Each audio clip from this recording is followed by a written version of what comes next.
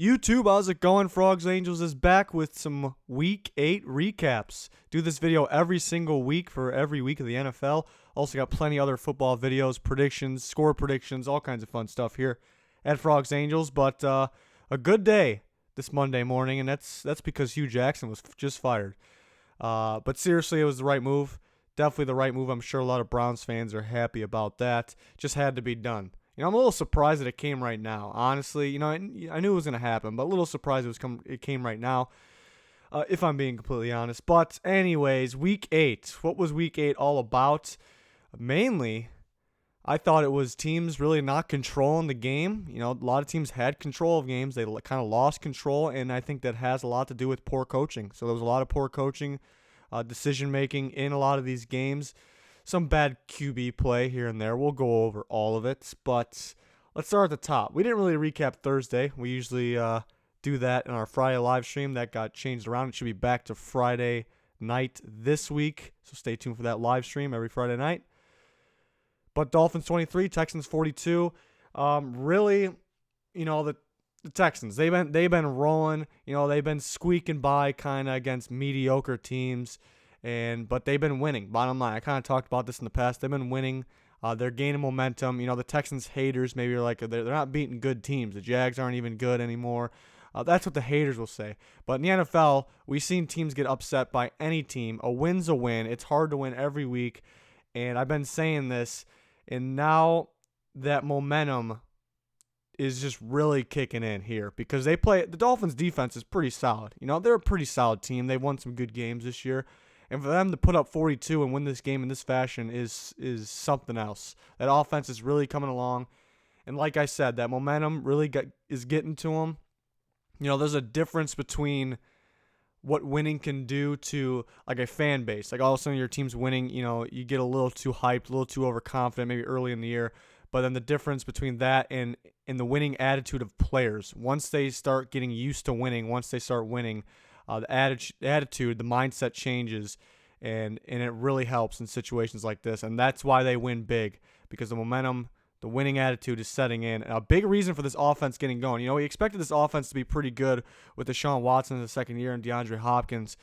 But a big reason for this offense getting going is, well, one, a poor offensive line is not so poor anymore. They're getting better. But the main thing here is, besides the momentum shift, the winning attitude is Lamar Miller. Honestly, he's playing like the old Lamar Miller. He's getting big time yards. He's playing good football, and that opens things up for the passing game. So that's a big part of it that really no one's talking about. Again, him getting all those yards just helps the team, and it also opens things up for Watson, Hopkins, all those other guys. Unfortunate, the injuries in this game, they're kind of all over the place, but Will Fuller, it's very unfortunate. The injuries could hurt them long term, and that could suck. But they're feeling it right now. They're the favorites to win that division. Good game from them. Dolphins, they've been losing some games, but with their quarterback out, they're not playing terrible football.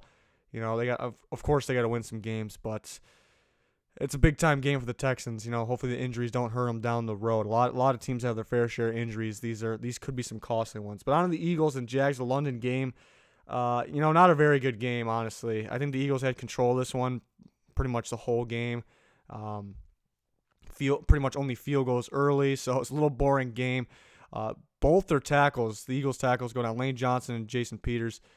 Both those guys get knocked out of the game, and it showed. Like, Wentz is getting hit. He's getting rushed. He's got to hurry. He was getting very mad, too, down in the red zone early on. He wasn't happy. But, both your tackles get knocked out, which is very unlucky, very unfortunate, but that's what's going to happen. But they were able to keep control of this game.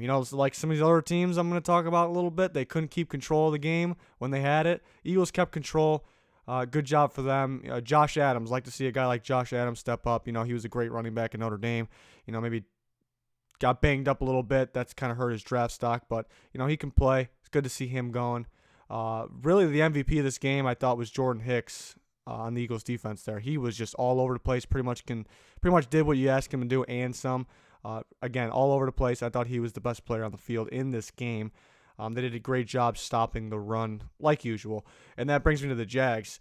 Last year Bortles was having the best year of his career, and then when he had his good games early in this year, when he was throwing, it's because is the running game. That kind of goes back to Lamar Miller thing. Lamar Miller, another example would be the prime example would be Todd Gurley. Those types, when the running back gets going, it opens things up for the quarterback, for the rest of the offense, and that's not happening for Blake Bortles. He's not the best quarterback. We know that. And when there's no running game, it just makes it so much harder for him. They tried to get Hyde going a little bit in this game. Couldn't, he didn't get enough carries, but he couldn't do anything. They couldn't get anything going. Bortles didn't have a terrible game, but it's really not all on him. You got to get a running game going. It opens things up for the rest of the game. So they got to be better. We'll see if they can turn it around. I mean, you can still win that AFC South. Texans with all those injuries. The Titans aren't playing good. Maybe the Colts will sneak up. They still got a shot. They can still figure it out. They have the talent, mainly on the defensive side of the ball. They got to figure out the running game, honestly, first before they're worrying about their quarterback too much. Stick it out with Bortles. That's just my take. Jets and the Bears, another game where the Bears had control most of this game and they held on to it. Again, I said that was a weakness of this Sunday's action, and we'll get to those teams. But the Bears, as they should have, they had control of this game. Honestly, 24 points is good. Plenty of points, obviously plenty of points to win this game. But I don't know how the Bears don't score more, honestly. Coming out with that RPO offense, it's so hard to stop. I think Trubisky's a good quarterback for that offense. It's so quick. It's the only way to stop it at times is if you 100% know the play. I thought the Jets down the line, down the road of the game here, they did a pretty good job breaking some of those plays up, predicting plays, it seemed like. Making big stops. Trubisky is a heck of a runner. He got some good runs. They made some stops on him when he was trying to escape. So they did their best there. But back to the Bears. That RPO is so hard to stop. These defenses, it's the same coaches. The coaches, when somebody gets fired, another guy that's been in the NFL comes in. We rather see college guys come in and they have a impactful job right away. So these defensive coaches and defensive players aren't prepared for the RPO. I mean, I guess watching the Bears film or like the Chiefs, some teams do it, but that's the only way to prepare for it. You don't really have the experience. The only guys that do is when they played against it in college, but you're making a transition in the NFL. So it's very hard to stop, and it's very impressive on the Bears, and they have potential to score more points. Trubisky got going early. Tariq Cohen had a heck of a game. Anthony Miller. I think Anthony Miller is probably their best weapon in that offense. I think they can use him more. He got a touchdown in this game. He's very good. Very good athlete. But Trubisky got going early. Then he started missing those throws. He started missing Anthony Miller. There was one to Bellamy. He was sitting there wide open. I think Bellamy kind of got mad at Trubisky on that one. Just sailed it out of bounds. It needed to be more of a bullet pass. So, I mean, he needs to stay more consistent. If he does, that could be scary. He did, he started off good, and he kind of struggled a little bit, and then he picked it back up towards the end. He had a good throw to Anthony Miller for that touchdown back shoulder. A lot of trust in his receivers, and that's a good thing there. And Anthony Miller, like I said, I think he's their best weapon in that offense. They need to start using him more and more and hitting him more and more, and I think they will. So that's the good news for them. They got Jordan Howard going. When they were losing, the running game couldn't really get going. Got going pretty well in this game. I think he had over 80 yards. So the Bears controlled this whole game. They pretty much had the whole game. The Jets, like I said, they had their moments on defense. Offensively, not so much. Darnold not playing good. I mean, he's a rookie quarterback, but still, I don't think he's playing good the last couple weeks. Under pressure, he's a mess. Again, from a rookie quarterback, you can expect it. They had Robbie Anderson out. That doesn't help. Their center's out. That doesn't help. Crowell not playing good either. He was very good at the beginning of this year, and I think when he gets the ball, maybe there's not a hole always, but he seems to act like there's no hole ever. Kind of bounces around. I don't know when that started, why it started. He needs to play better. They finally got a touchdown towards the end of the game. I think there was a unnecessary roughness that I don't 100% agree with. The defensive back and the Bears was running full speed. It goes right to the hands of the Jets guy. I mean, at full speed, you have to expect the guy to catch the ball, and he didn't hit him in the head. So I don't agree with that call. That resulted in the only 7 points with the Jets. So they got to play better offensively, bottom line. Defense, obviously didn't play, you can't really say good, but they did okay.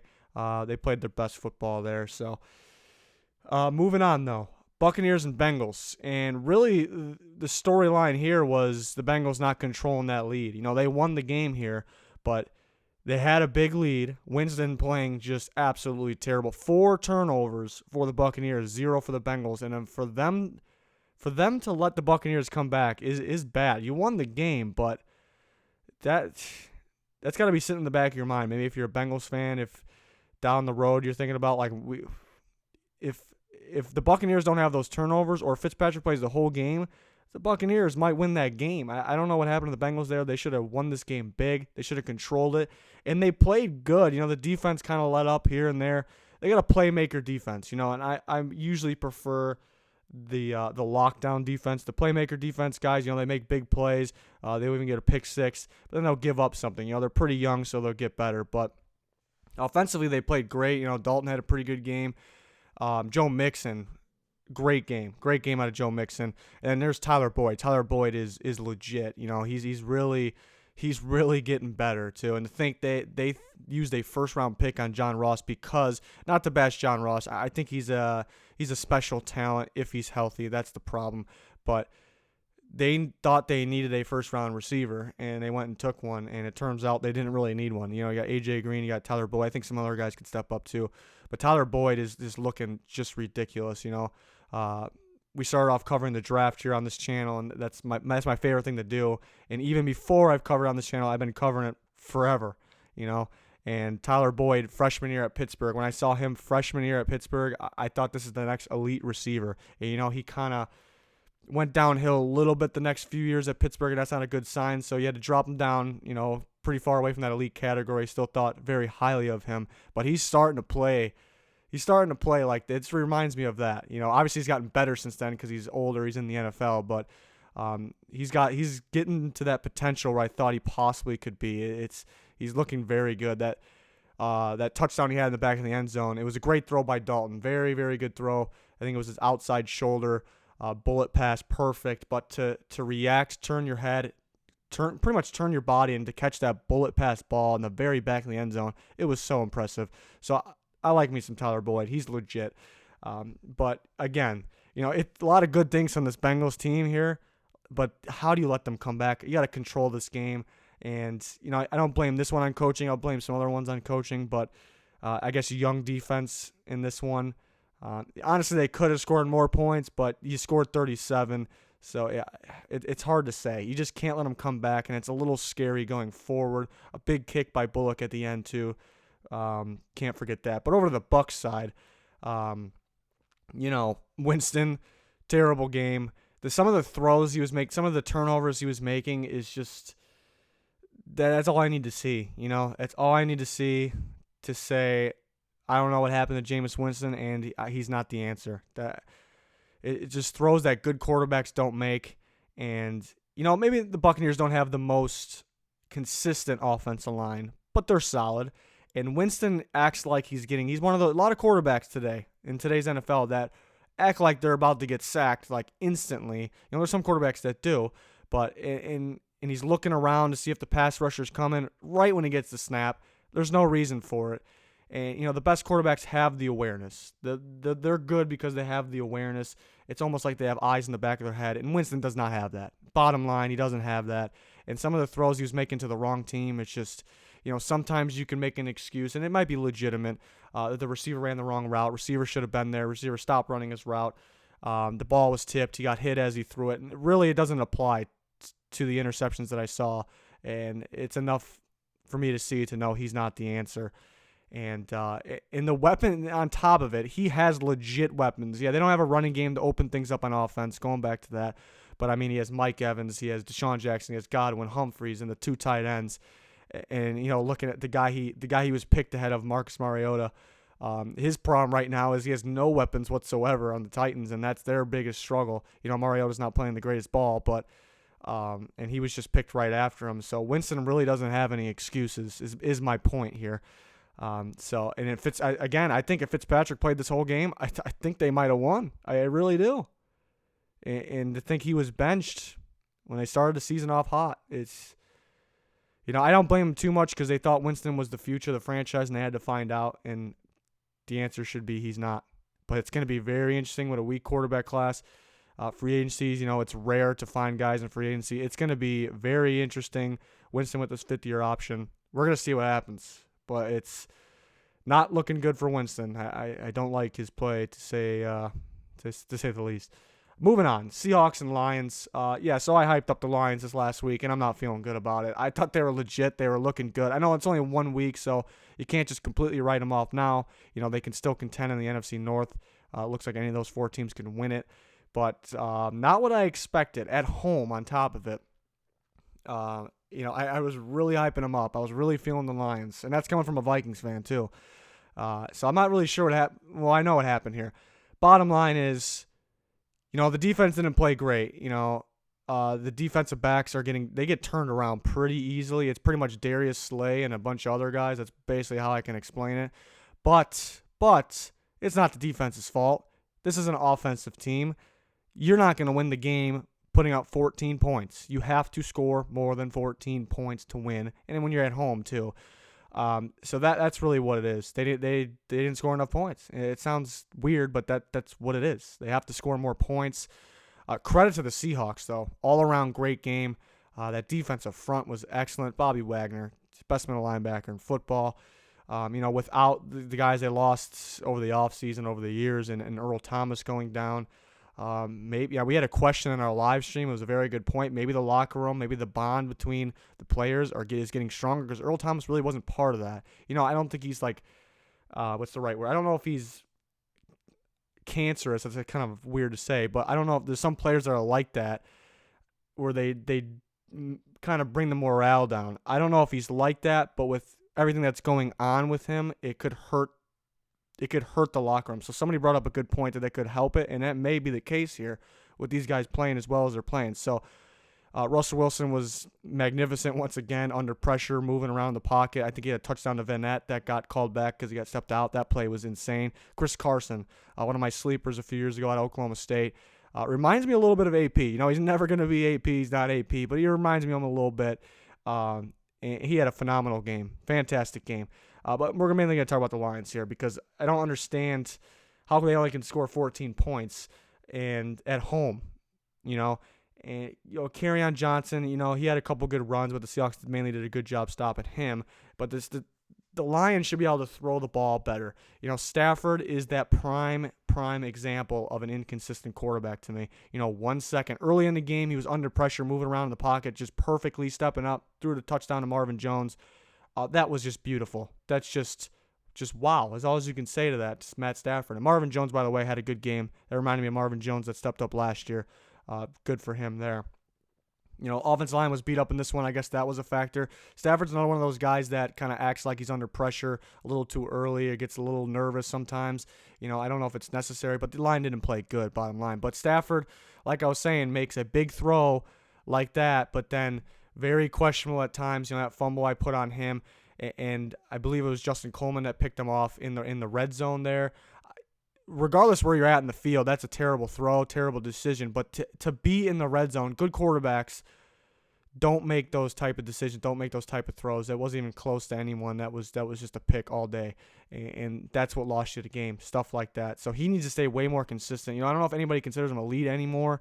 People kind of want to say he could be elite, but people do consider him borderline, and I'm not seeing it because of the consistency. He has flashes of elite, like that touchdown throw to Marvin Jones. That was an elite play, but he needs to stay way more consistent. This offense needs to score more than 14 points.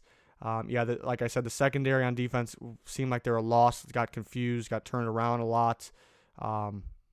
Against the Seahawks don't have the best receiver unit. Moore stepped up big. The Lions got to be better than that. I think they got the Vikings this week. That's always a good game. They can win it, but they got to play much better than they did against the Seahawks. Broncos and Chiefs. The Broncos look like they're in this game early. They're actually in this game. The Chiefs just being the better team, I think, was the difference. Keenum, you can compare. I'm not going to compare like play styles or talent really between Keenum and Stafford, but the same thing could apply. 1 second he does something ridiculous, and the next second he's kind of costing. He's got to take care of the football a little better, and that kind of made it so they couldn't come back in this game or couldn't keep themselves in it, even though it was somewhat of a close game. Kareem Hunt, once again, was just ridiculous. Another hurdle, just ridiculous. They have talent everywhere in offense. Mahomes, great game. Besides that one overthrow, that was a pick. That was a very bad throw, but no big deal, I suppose. And Sammy Watkins stepping up. One of his touchdowns, I originally thought it was Tyreek Hill, and I realized it was Sammy Watkins. So showing that speed, he still has that speed. So very impressive for the Chiefs. Yeah, the defense isn't the greatest defense, but they're still winning games. I think they make big-time plays. Like Chris Jones, the pass rush is pretty solid.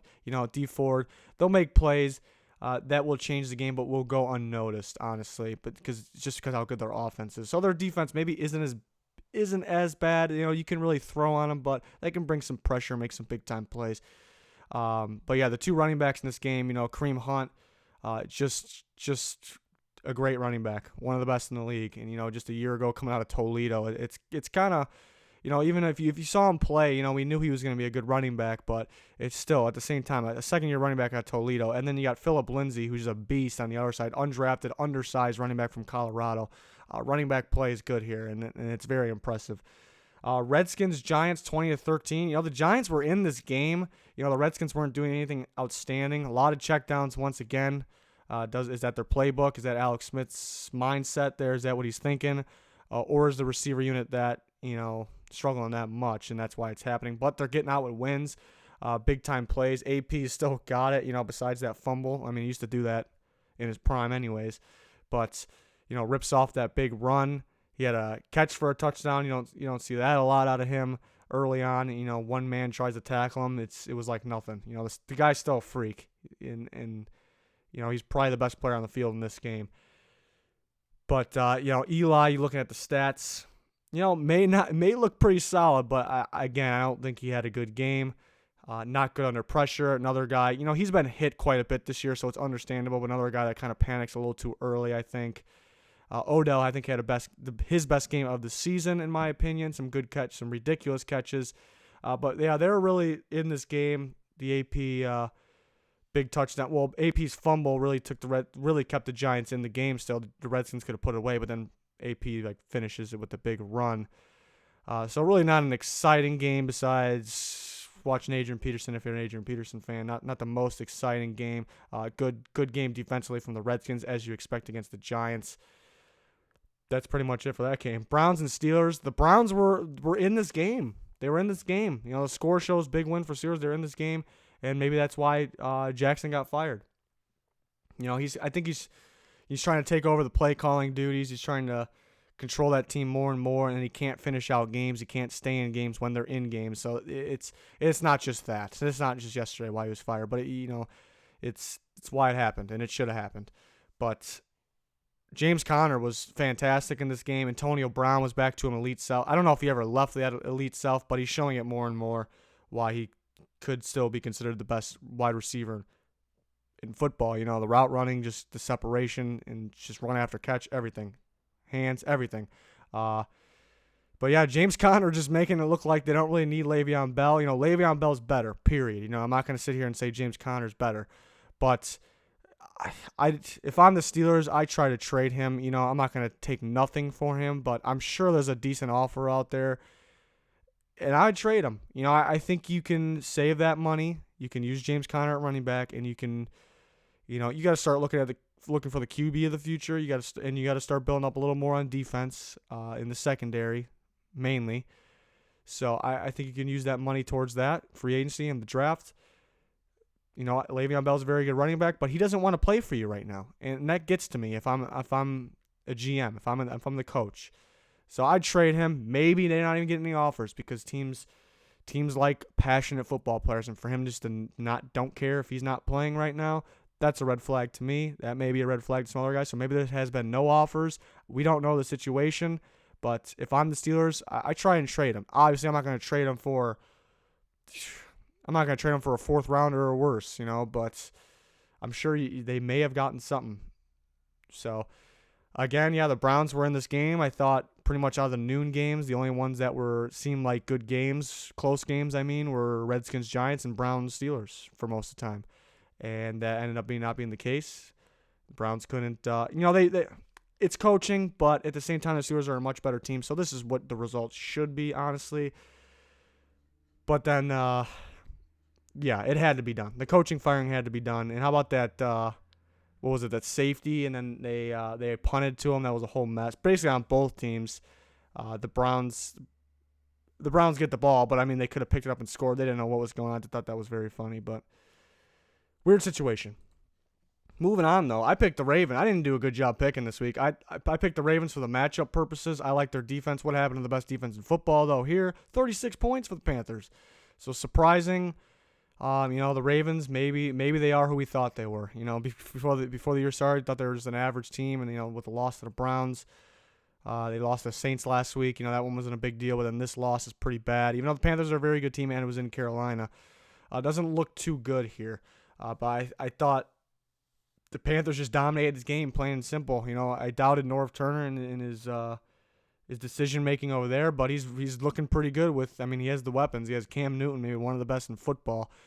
And Cam was just spectacular in this game, running the ball, throwing the ball, being smart with the ball, faking out the defense, and that was a problem. The defense, that Ravens defense, big part of good defenses is predicting correctly. Honestly, it's you got to have skill out there, you got to have talent, you got to have the right coach, but there's a lot of predicting going on in defense, and Cam was really throwing them off.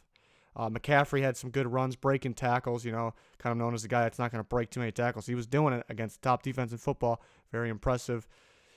Greg Olsen had a nice touchdown, just a great throw by Cam. It was just Cam had a great game. That's really what it was. There was that last touchdown run I think he had. It was a fake. It was just a play. It was just a play. I had a fake handoff, and then he just turned it and ran outside. It looks simple, but there's guys' jobs on the defense where even if you're 99.9% sure that the running back has the ball, you still got to keep an eye on the quarterback, and that's their job. So the whole defense shifted over. I'm sitting on my couch. I thought he handed that ball off. That was about his best fake you can get. And he fooled the whole defense. They're all 100% sure, and then he just pretty much walked in the end zone. So gotta love Cam. Excellent player. One of the best in football. And that was really the difference in this one. Threw the Ravens defense off. Threw them off. Alex Collins had a beastly run early on. I thought he was going to get going in this one. Really not much after that. They tried to use Buck Allen. Buck Allen did get in for a score. I'm not really sure what they got going offensively. I guess they don't have the best talent, so I guess you can't expect too much more. They could stay more consistent. But really, the defense couldn't handle the Panthers. That was the bottom line in this one. Colts and Raiders, and here we go with what I was talking about before the video. The Raiders controlled this game. They had the lead besides the first quarter, most of this game. Every time I look, they're winning the game. They're not up big, but it looks like they have control of this game. And I blame coaching in this one because when you have control of the game like that, I know you don't have tremendous talent. I know their defense let up, 21 points in the fourth quarter. I know you got to put some blame on the defense. The Colts did ran for 222 yards, I'm pretty sure. So the run defense was pretty bad. Marlon Mack's starting to come along. Another one of my favorite players from the draft class a year ago. He's really starting to come along. But when you're up like that and you can't put any points in on the board in the fourth quarter, I blame coaching. The Colts aren't the best team. You can win this game at home. You're up in this game most of the game.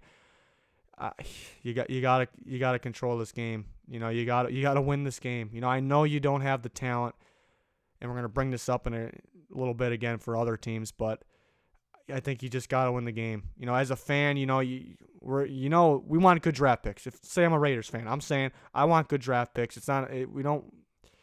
I'm not going to say I want to lose, but it's good if we lose. But a game like this hurts, even if you kind of want to lose. It hurts because you should win this game. And maybe before the game started, I picked the Raiders. I was feeling the Raiders.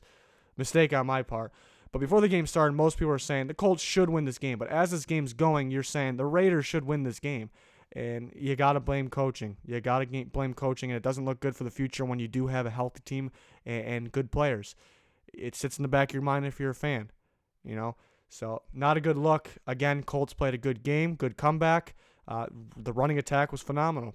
Bottom line, the lack of weapons, the lack of Amari Cooper or other weapons, I'm saying, on the Raiders' offense side, I guess kind of showed late in the game, a lot of the game. I think Cook's been good this year. Doug Martin ran the ball pretty well. So you can blame the lack of talent, the players a little bit, but I put it mainly on coaching. And I'm moving on, the Packers and the Rams. The Packers had control of this game most of the game, and they kind of lost it at the end. I'm not going to blame it so much on coaching for this one. It was just an unfortunate fumble at the end on the kickoff. I thought Rodgers was gonna get another 2-minute drill, just another one. What are the chances and possibly win the game? Would they need a field goal to win the game? Win the game by 1? So. Yeah, you can't really blame this on coaching too much, but the Packers played a good game. Rodgers could play better. He didn't play bad at all. He played a good game, but you could say Rodgers could play better, and you could say Montgomery shouldn't fumble that ball or most of the time won't fumble that ball. But other than that, take those away. This is about the best the Packers can play against the Rams in LA, and they controlled most of this game. They should win this game. The Packers defense, not the best defense in football, played a good game. They brought pressure against a very good, maybe the best offensive line in football, and then a very good MVP candidate in Goff. And Goff kind of struggled with that pressure. So the Packers did everything right here. They did everything right. Rodgers didn't throw for 1,000,000 yards. I guess that's possible if they play the Rams again. Not 1,000,000. You get my point. And Montgomery shouldn't fumble there. But again, I'm going back to what I already said. It's the Packers played a good game.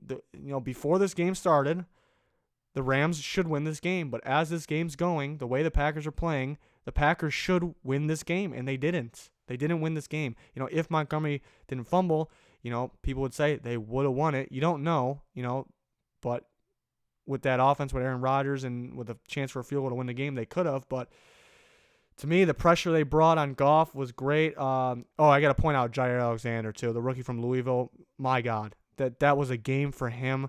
That's what we saw at Louisville. That's what we expected down the line here in the NFL, and he showed it here against the best team in football. Very impressive. The Packers defense played a good game. You only can stop them so much. Todd Gurley was the MVP of this game, though. Led in rushing, led in receiving, and like I said earlier when talking about Lamar Miller opening things up for the rest of the offense, and the running back needs to pretty much on every team. Todd Gurley is a prime example. He's the number one example for this. Jared Goff is a good quarterback, but we can see him struggle at times. He's still young. Can see him struggle under pressure. Gurley opens everything up, and he does the work running and catching the ball. It's insane. He's MVP right now. He's an MVP. He might be the MVP right now. He's not only the best running back in football, he might be the best player in football. He's that good. And he's the MVP of this game. But it's just the bottom line is, and this one is, the Packers should have, as this game was going on, they should and could, they should have won. Bottom line. I don't even know what I'm saying right. They should have won this game the way they played. They played a pretty good game. Fumble at the end, I guess, costing them, but it's a game they should win by the way they were playing against the number one team. So impressive of the Packers, but at the same time, if you're a fan, we were impressive. We played a good game, but we lost. It's tough. It's tough. It happens, but it's tough. Niners and Cardinals. Another one. The Niners controlled this game, and they didn't put it away. Not a good game. I mean, if you like close games, you're a fan of either team, maybe it was a good game. But what was it, like 5-2 at one point? 5-3? I don't even know. But it's a game the Niners should win, And people this morning and last night are kind of ripping Shanahan. There's people that are ripping him, and there's people who are like, you got to stop ripping them because you got to stop ripping the coaching staff because there's so many injuries. You can't expect this team to win. And I agree with both. I agree with both sides here. And there's random stupid people that are just trying to get attention saying he's on the hot seat. He should be fired. Stupid. It's not the case, and that's because the injuries. It's not a team that's going to win a lot of games because of the injuries, but you're playing the Cardinals, a team that doesn't have talent, a team that struggled this year, a coaching staff that struggled, and their only wins are against you, and you're controlling this game, and you can't put it away down the line. That's coaching. I know you're missing talent, but so are they. To me, that's coaching, and you got to finish games. And we're going back to the Raiders situation. If you're a Niners fan, and, it's probably best if we lose, that's your mindset, to get a good pick, even though I don't really want to lose. I don't know everyone's mindset exactly, but during this game, you're like, we got to win this game. It's the Cardinals, somewhat of a rival. Their only wins are against us. We're winning this game. We're controlling this game. We got to win this game. And after it's kind of blown a little bit, it's in the back of your mind. Even when we have the talent back, can this coaching staff put away games? They're missing a lot of guys, but it sticks to you. The Cardinals' only wins are against you. You were controlling this game. There was no player really stood out that much in this game, honestly. Larry Fitzgerald had a pretty good game. A couple guys on the defensive side, Richard Sherman had a pretty good game. Fred Warner. Bethea's been good for the Cardinals. Buda Baker's been good. Nobody really stood out that much. Just a weird game, a game that should have been put away from the Niners, and it's just, it's unfortunate. But we're moving on. Sunday night game was the Saints and Vikings, 30-20 Saints. And, I'm a Vikings fan, so I'm mainly going to talk about the Vikings here. But first, let me talk about give credit to the Saints. Good game for the Saints. They managed the clock very well down the line, pretty much put the game away. Drew Brees didn't have to do a whole bunch. I guess that was good. He still played a good game. Taysom Hill came in, made a big throw. Kamara, I think, was the best player. He was a factor. He was a threat even when he wasn't touching the ball. He made some big plays. That's pretty much the defense. Defense stepped up against a good offense. They made some big plays, but really I'm just going to talk about the Vikings here because what it was, as great as Thielen was in this game and as great as Thielen is, that fumble changed everything in this game. The Vikings were about to, you can't say for sure, but they were about to go by 10 points. That changed the game. It was a huge swing. Changed the game so much. And I mean, it's kind of a fluke. It was kind of a fluky turnover, honestly. You don't see that happen a lot. So it's just really, what do I take away from that? I'm not blaming Thielen too much. I mean, I think that did change the game though, but I don't know if it's something that's gonna happen again. And then the whole Cousins, the Diggs thing, I put blame on both the guys, but there's some people putting blame on just Cousins, some people putting blame on Diggs. You got to blame both. I think Cousins had a good game. That was really the only thing there. The Davenport strip sack. It wasn't, obviously his knee was down, but not sure what he was doing there. But other than that, I thought Cousins had a good game. It's just another turnover that just doesn't happen. It's very unfortunate. The main thing that gets to me, and I don't know if any other Vikings fans are watching this, is the play calling. This decision making and the play calling, I think is very, very bad. We got DeFilippo, and that's all I hear every week is DeFilippo is going to be the next head coach. He's a great coach. I'm so sick of hearing it because are you watching these games? I think the play calling, this decision making is terrible. Absolutely terrible. You can't just blame DeFilippo too. You can blame Zimmer. Zimmer's a great coach, great motivator, great defensive mind, but they deserve some blame too. And, I like DeFilippo's playbook, but other than that, sometimes they insist on the run too much. In this game, it was the opposite. Murray's getting going. Murray seems to be getting more athletic, be getting better. He's a goal line back. He's a short yardage back, and we're just scared to use him now. I don't know the reason. I don't know why. We get to the goal line early. CJ Ham's in. We got the fullbacks, the only guy in the backfield. Wonder what they're doing. Can't be more obvious. Murray, the one he did score at the goal line, it's so easy for him. He just jumps the pile so easily. Why isn't he in the game there? When they did this whole fullback dive thing, they ended up scoring, but it took fourth down. But like I said, the Thielen fumble changed the game. But a crucial point of the game, and one that gets to me, this changed the game too, is that 4th and 1 early in the second half. Shotgun, no running back in the backfield. And I bashed the Titans for this. The Titans one was it was worse and impacted the game, the whole game.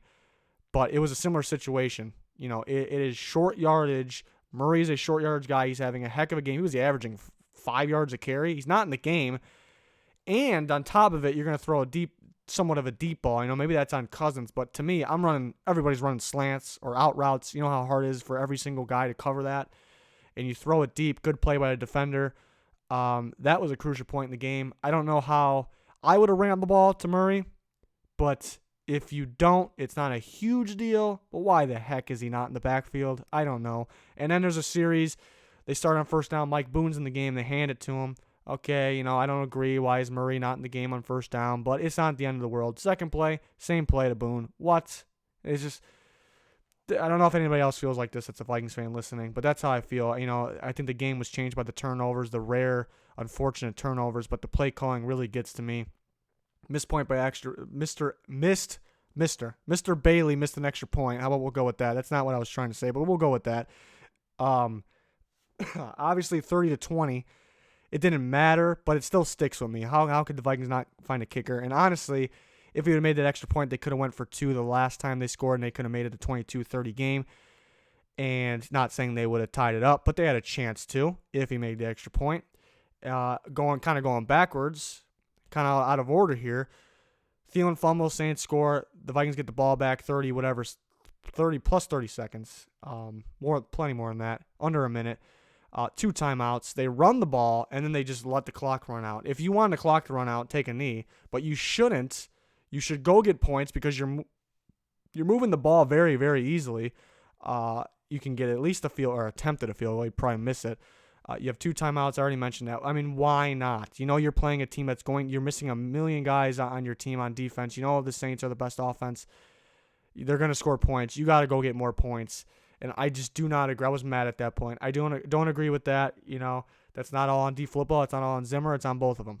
And if anybody watched the press conference, Zimmer, he kind of got mad, but he was saying that at one point he said that Thielen fumbling, not exact words, but he's like, he doesn't expect it to happen anymore. It's just unfortunate. Basically what I've been saying. That's basically what he said.